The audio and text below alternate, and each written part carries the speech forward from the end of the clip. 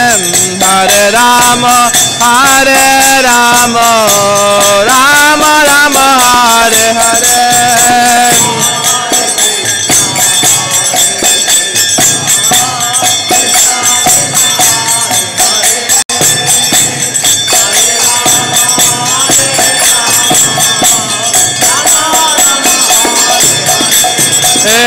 Hare Krishna, Hare Krishna, Krishna Krishna, Hare Hare, Hare Rama, Hare Rama, Rama Rama, Hare Hare.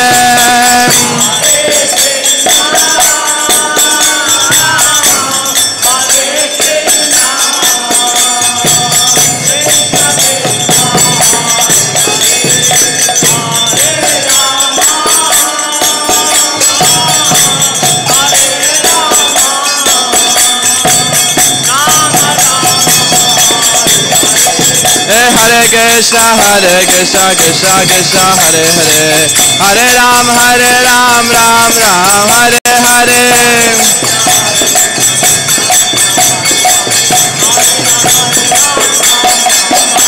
Hare Krishna, Krishna Krishna, Hare Hare, Hare Ram, Ram Ram, Hare Hare.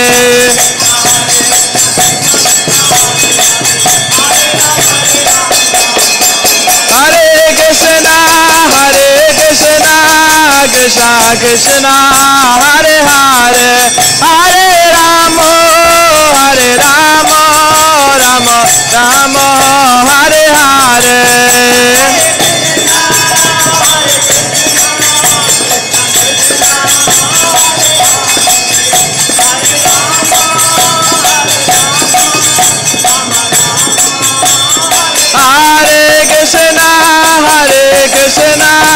Krishna Krishna, Hare Hare, Hare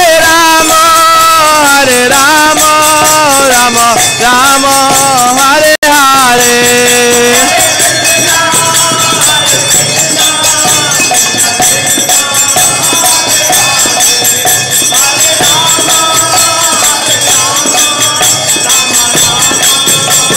Jaya Jaya Prabhupada, Prabhupada, Jaya Jaya Prabhupada.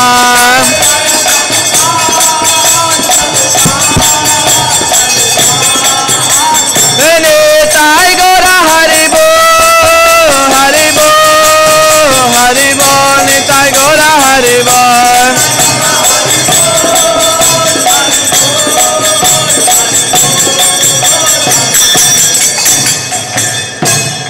Jai Vishma Paramahansa Bhavarajika Chaya also the AC Bhaktivinoda songs of Prabhupada ki Jai. Namachar Haridas Thakur ki Jai. Prem Sakahal Sri Krishna Chaitanya Prabhu Nityananda Sri Advaita Gadadhar Shivasati Gaur Bhaktivinoda Jai. Shri Sri Radha Krishna Gopa Gopida Shamakunda Radha Kudda Giri Govardhan ki Jai. Shri Vrindavan Dham ki Jai. Navadham ki Jai. Ganga Jamuna Tulasi Bhakti Devi ki Jai. Ananda Koti Vaishnava Vrinda ki Jai, Samaveta Bhakta Vrinda ki Jai, Go Premanandi. All glories to assembled devotees, all glories to assembled devotees, all glories to assembled devotees, all glories to Sri Guru and Sri Gauranga, all glories to Srila Prabhupada.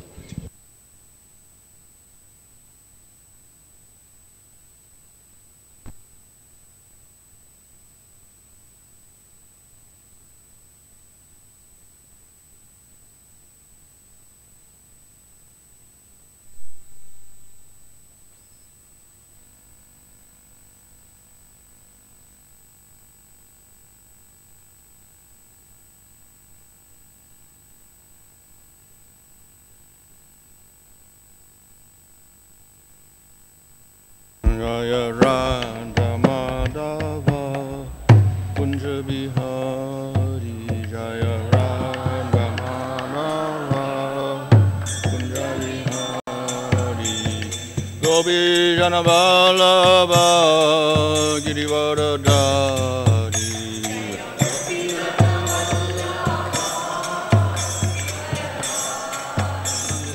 Yasoda Nandana Brajajana Ranjana Jamunatira Vanachari Jamunatira Jaya Radha Madhava Kunja Vihari Jaya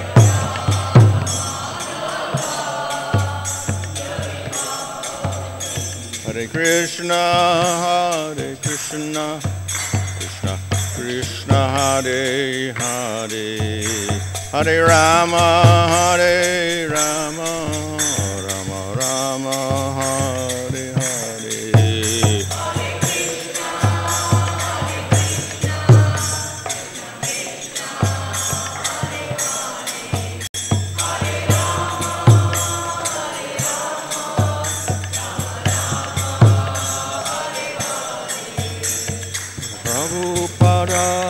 Prabhupada Prabhupada Jaya Prabhupada Jaya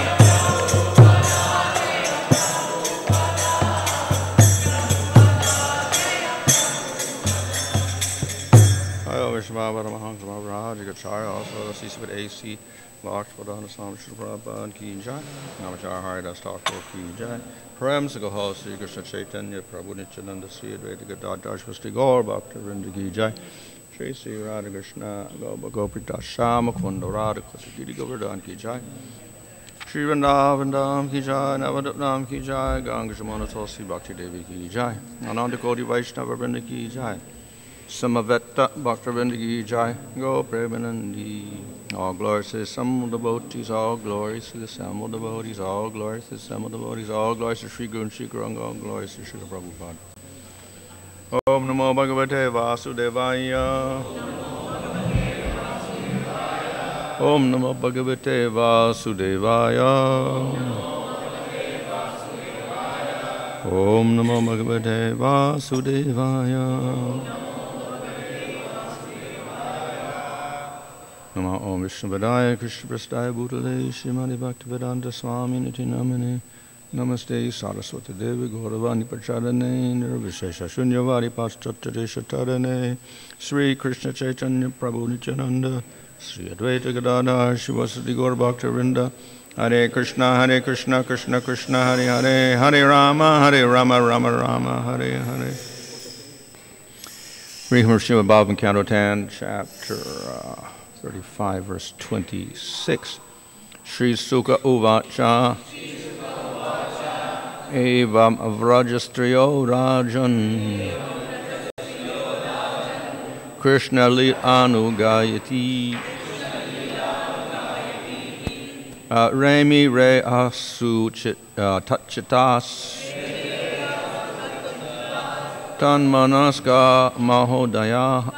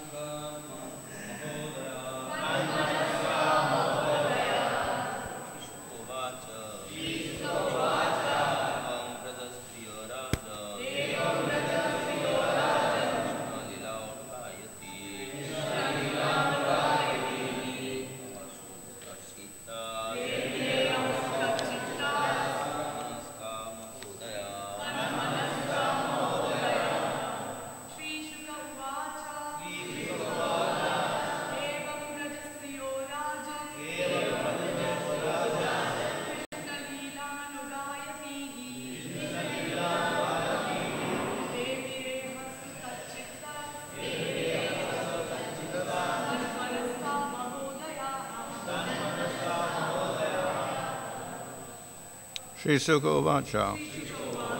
Sukadeva Goswami said, Evam, thus, Vraja Striya, women of Vraja, Rajan, O King, Krishna Lila, about the pastimes of Krishna. Anugayati, continuously chanting. Remi Re, they enjoyed ahasu during the days. Tatchita, their hearts absorbed in him. Tatmanaska, their minds absorbed in him. Maha, great. Udaya, experiencing festivity. Translation, Sri Sukadeva Goswami said, O king, thus during the daytime the women of Vrindavan took pleasure in continuously singing about the pastimes of Krishna, and those ladies' minds and hearts absorbed in him were filled with great festivity. Purport, this verse definitely confirms that the so-called pain of the heartbroken gopis is actually great spiritual bliss. On the material platform, pain is pain, period. But on the spiritual platform, so-called pain is simply a different variety of spiritual ecstasy. In the Western countries, people take pleasure in mixing different flavors of ice cream to produce wonderful combinations of flavors. Similarly, on the spiritual platform, Sri Krishna and his devotees expertly mix the flavors of spiritual bliss. And every day was a treat for the gopis. Translation, Sri Sukadeva Goswami said, O king, during the daytime, the women of Vraja took pleasure in continuously singing about the pastimes of Krishna. And those ladies' minds and hearts absorbed in him were filled with great festivity. So, the immediate cause of this singing, which constitutes the chapter, different verses glorifying Krishna, was that during the daytime, the gopis were separated from Krishna. Of course, the other inhabitants were also separated, but the gopis were the ones who felt the most pain. So they spent their day singing about Krishna. And this describes that, therefore, when they did this, they enjoyed Remi-Re. They enjoyed. Of course, one would say, well, if they're in pain and separation, how can they have enjoyment?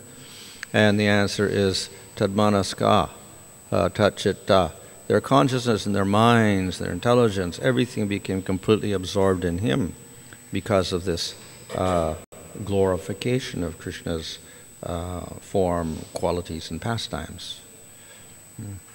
So, in other words, they overcame the feeling of separation by glorifying Krishna, doing this type of kirtan.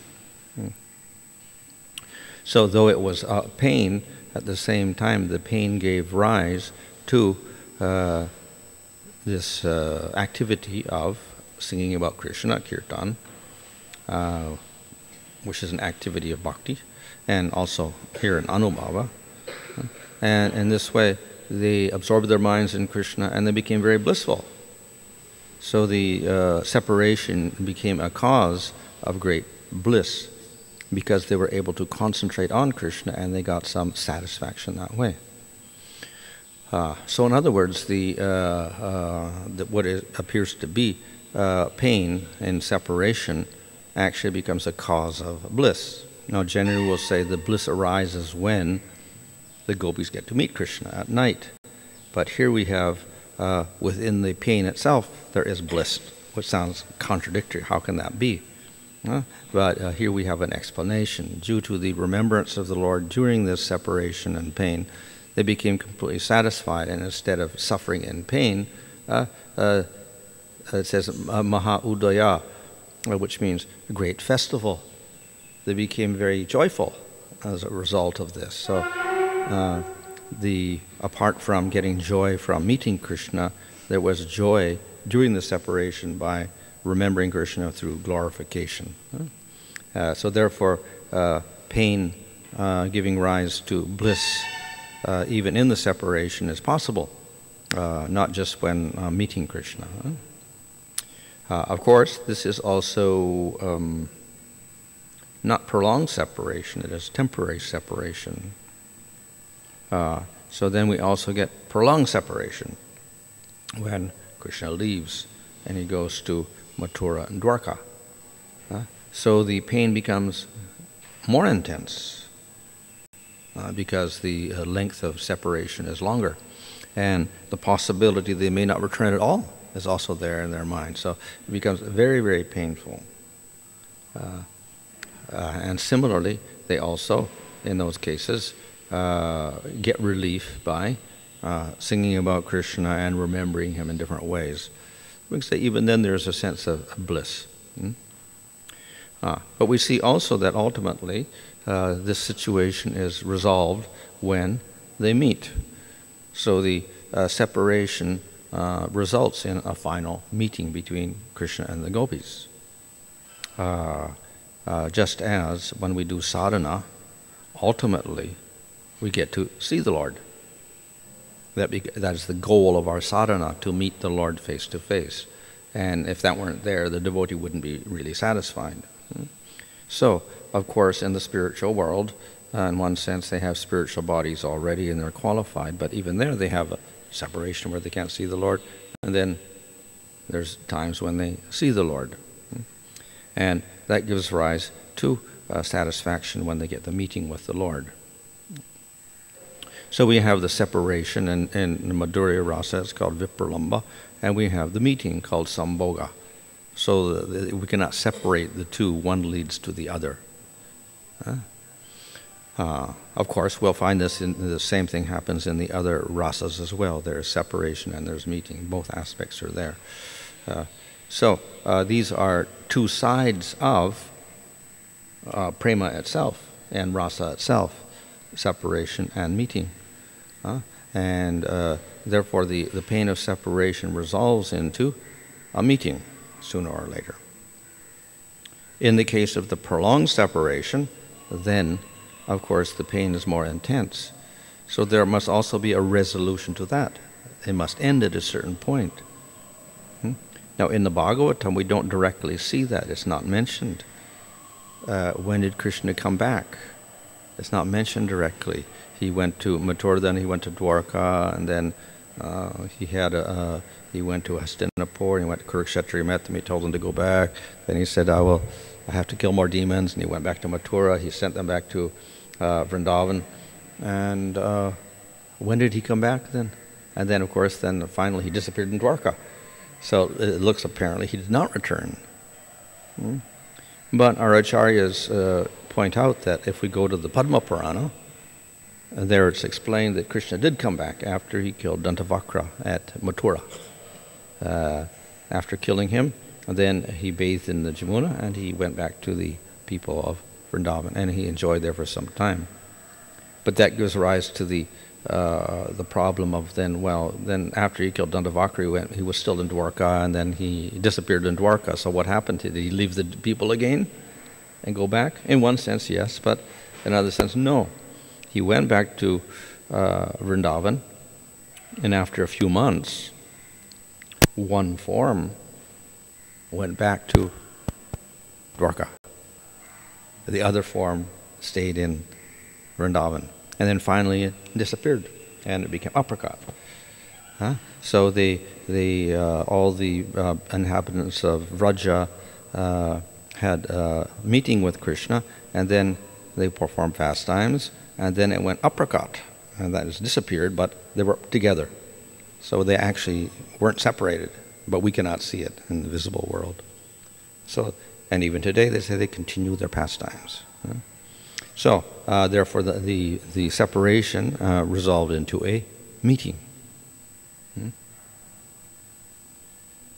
But, of course, this was after a long time, many, many years. It appears many, many years after he was in Dwarka for many years, and then he killed Dantavakra, and then he went back.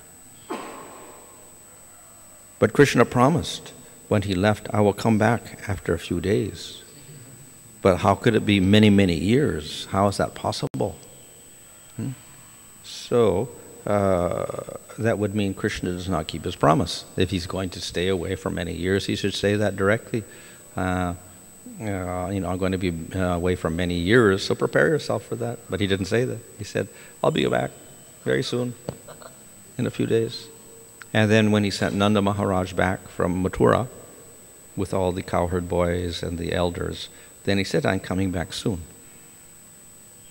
But then, after fighting with Jarasandha, etc., and then going to Dwarka, he didn't come back. And because of that, the Brajabasis went to Kurukshetra to meet him later on. So, how did he manage to tell a lie? One of the, Krishna, it's called Satya, truth itself. In Satyavak, he tells the truth, and his words never are untrue. So how is it possible he would break his promise? Or why would he make a promise that he cannot keep?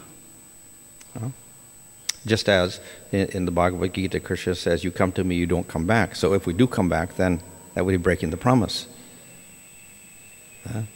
So therefore, we say you don't come back because he promised. So in this case, Krishna said, I promise I will come back very soon.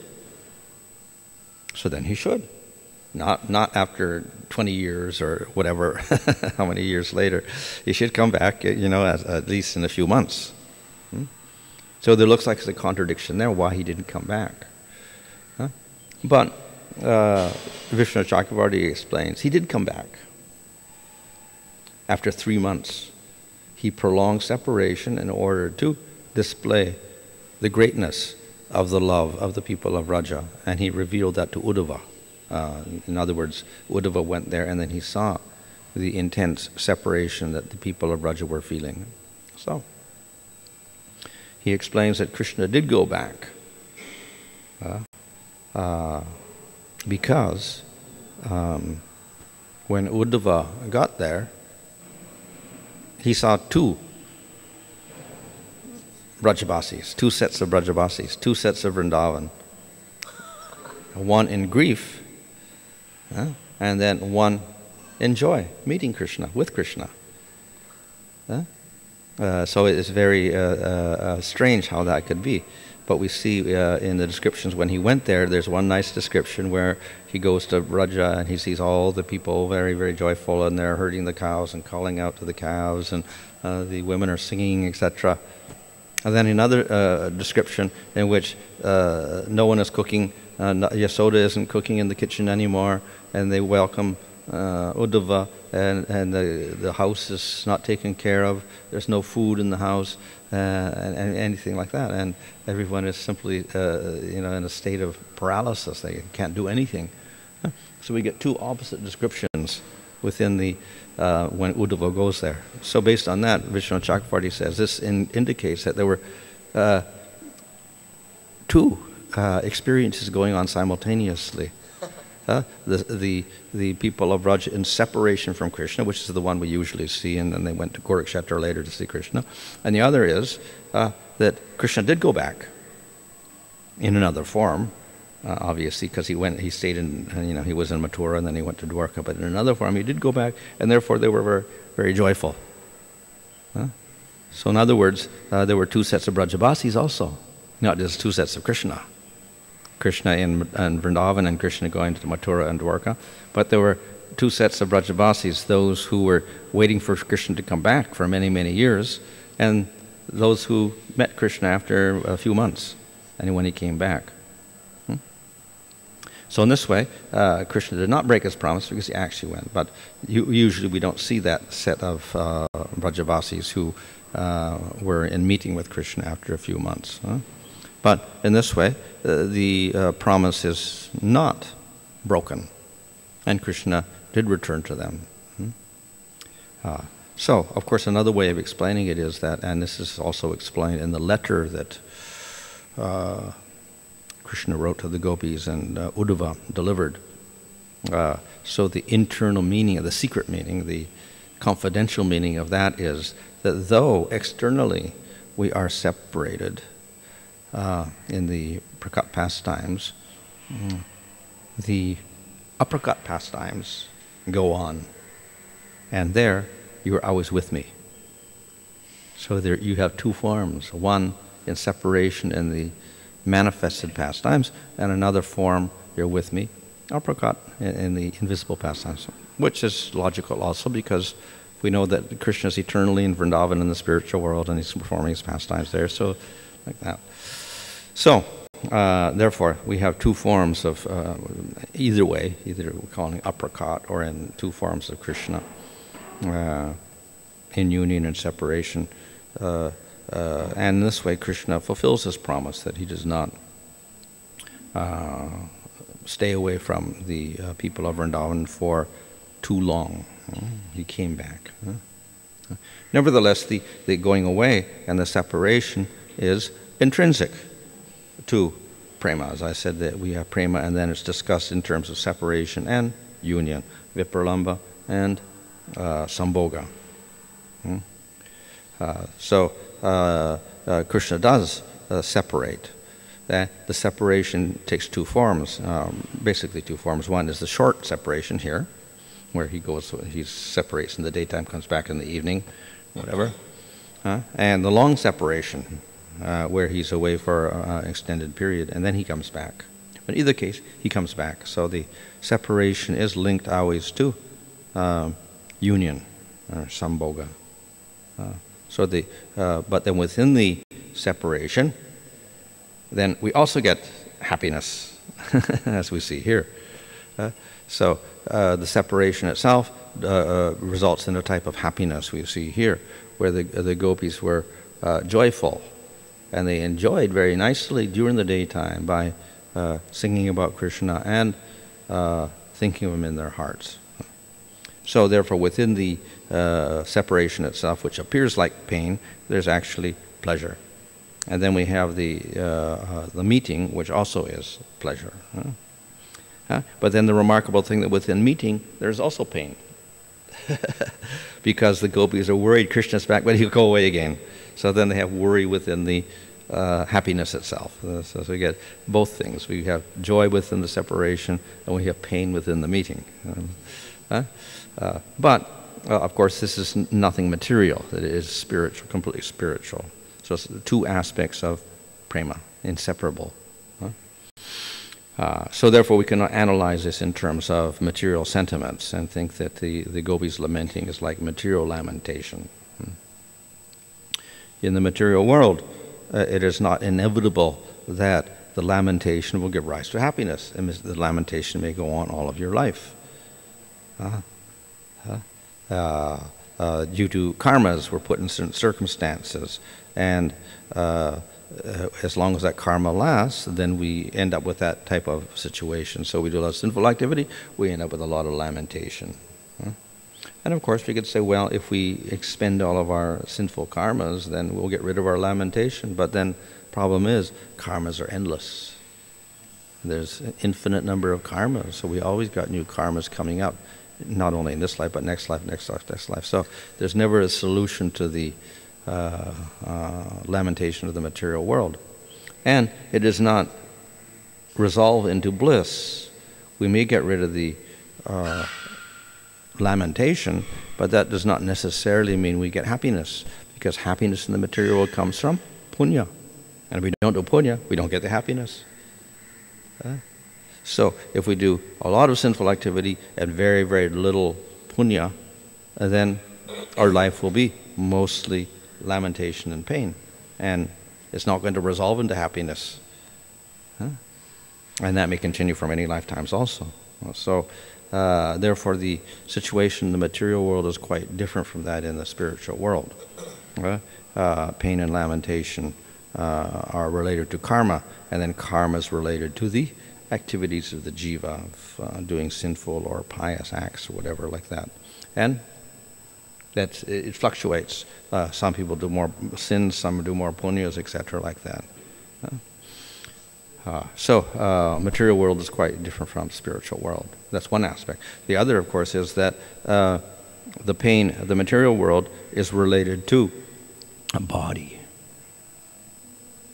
Pain in the spiritual world is related to the atma, separation from Krishna in rasa. So it's quite different.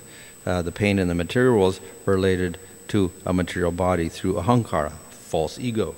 And because we think we're a body, then we experience pain or happiness, etc.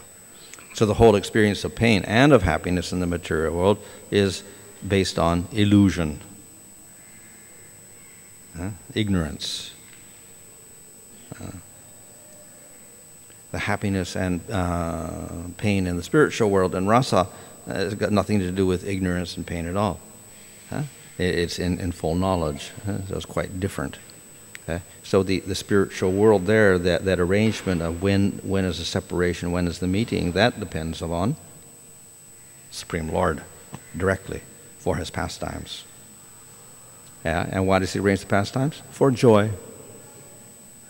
So ultimately the whole motive in the spiritual world is ananda. And arrangements are made for separation and meeting based on that ananda of the Supreme Lord. Not so in the material world. Our happiness and distress in the material world has got nothing to do with the Lord's expression of the Lord's bliss. He doesn't get any happiness from that. It's simply a reflection of the activities of the jiva in the material world under ignorance. I'm doing papa and punya, etc. And therefore he gets a result. So the experiences are, in that sense, quite different. But there is also similarity. So we have similar symptoms.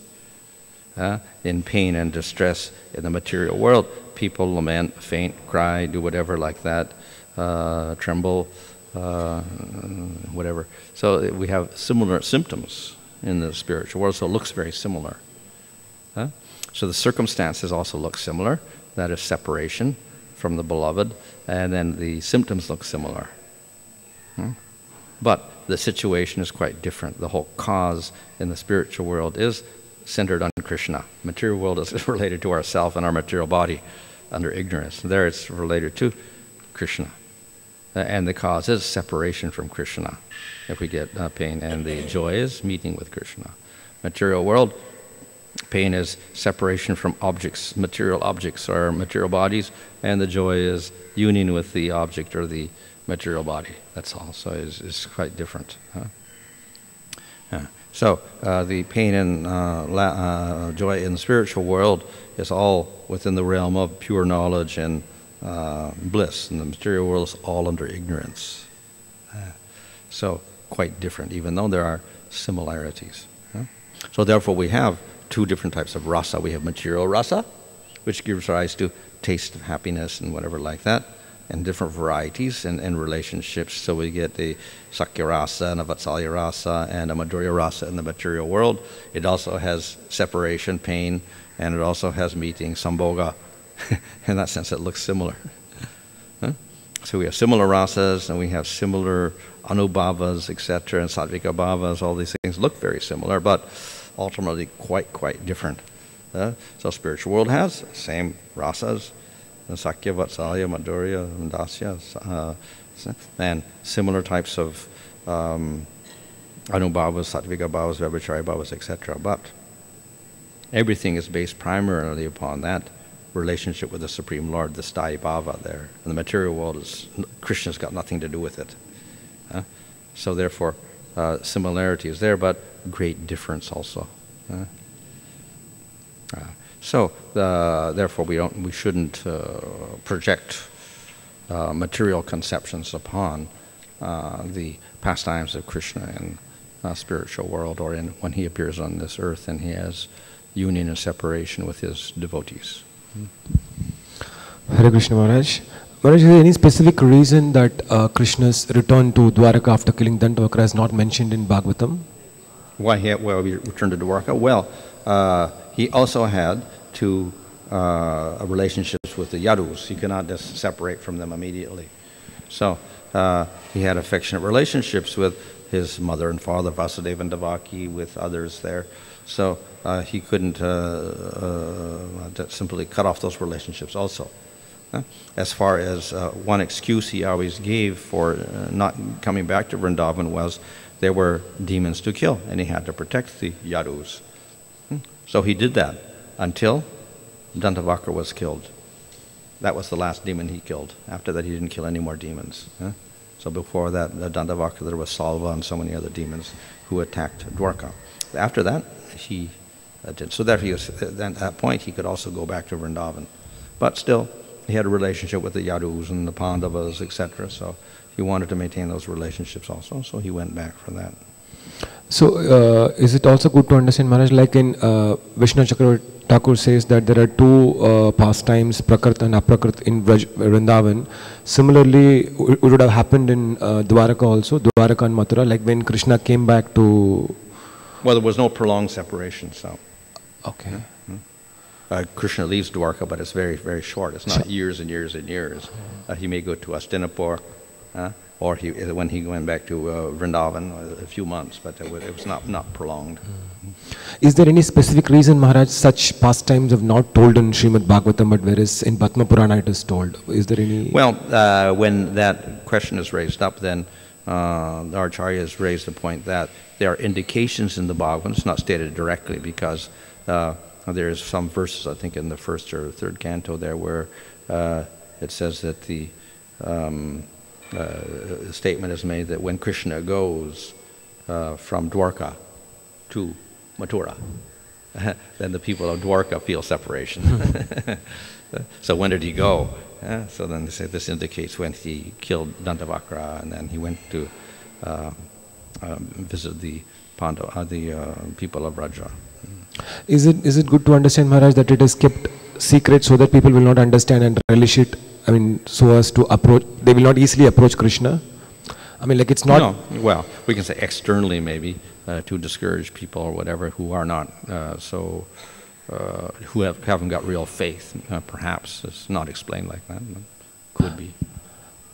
Maharaj, and also sometimes we see devotees in Parampara, they pray to the Lord that they want eternal service, be it hell or heaven, and when they say hell, it's mostly looks like they are deprived of physical association of the Lord.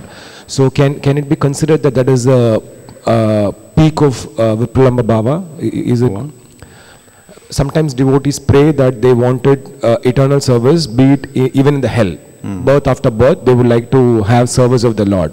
Or sometimes devotees pray that they want to become insects in the house of a devotee. So is it good to understand that is a peak of Vipralamba Bhava? I mean, separation, pain? Peak of separation. Well, it's an expression of, in meeting or separation, the devotee prays he should be thinking of the Lord at all times and serving Him in some way. That's all. In other words, the devotion is more important than anything else. Nevertheless, and we can say in that sense, there's a sense of separation or whatever.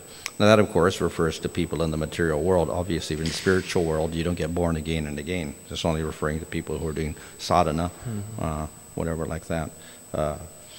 So, in sadhana itself, there is separation because we don't know the Lord directly.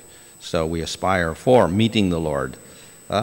We never have prayers, I never want to meet the Lord at all, like that. But we do have prayers expressing, okay, whether I'm in heaven or hell, let me simply serve you, whatever. But behind that is that desire to achieve perfection as well. And then the automatic result of that is that one meets the Lord and serves the Lord eternally. So we can say this is an expression more of the humility of the devotee and his unconditional love for the devotee. But at the same time, the devotee also knows that because the Lord is so merciful, that He will bless them with a place, which is eternal, etc. Maharaj, this jnanis and yogis, do they have karma? I mean, karma affects them. Jnanis and yogis, do karma affect them? Karma, law of karma. Are they subject to the laws of karma? Yeah. Jnanis, if they get liberation, they're not. But in the course of sadhana, they get... That can be, if they don't have the... In other words, they're trying to free themselves from all karma. And until the point that they're all free, then they would be subject to it. If they get free from karma, then they get liberation.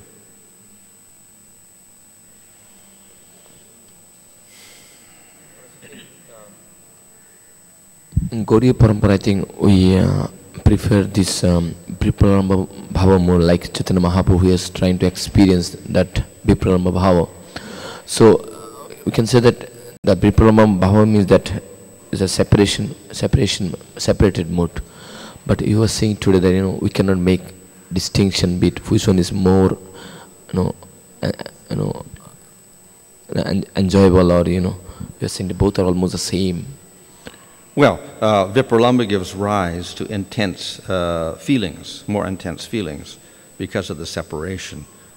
So therefore, we find it celebrated in one, not celebrated in one sense, but it's glorified in one sense. So because of the intense emotions that arise at that time, and of course, ultimately the sattvika bhavas that arise at that time are also intense, or even the anubhavas that arise are quite remarkable in separation, particularly with the gopis. Even I think the Bhakti Rasamrita Sindhu also there is explanation about this, that when the devotees meet with Krishna, he see only Krishna alone. He doesn't see anything. But when he is separated from Krishna, he feels that Krishna is everywhere. Everywhere. Yeah. He feels everywhere. In any case, when one is separated, Krishna is merciful, and internally Krishna manifests, so there's some satisfaction that way with the gopis or with Sakyarasa or Vatsalya or whatever. But the cowherd boys are somewhat satisfied with that in separation, prolonged separation. So therefore, they didn't even go to Kurukshetra. They stayed in Vraja. They didn't even go to meet Krishna. They were kind of satisfied internally with the internal manifestation of Krishna, whereas the elders and Vatsalya Rasa and Madhurya Rasa, they went.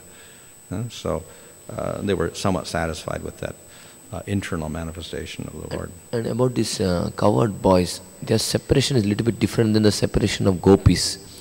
Normally, whole day stay with Krishna, and night time, and they are tired, they sleep, again morning they comes. But for the gopis, they experience more separation than the cowherd boys. Well, the feeling of separation is always more intense. Well, of course, when Krishna left Vrindavan, then he left everybody. But then the feelings of the gopis were the most intense of all of the different people. Then next Vatsalya, and then Sakya after that. So there's a more intense feeling in Madhurya Rasa, and particularly the gopis.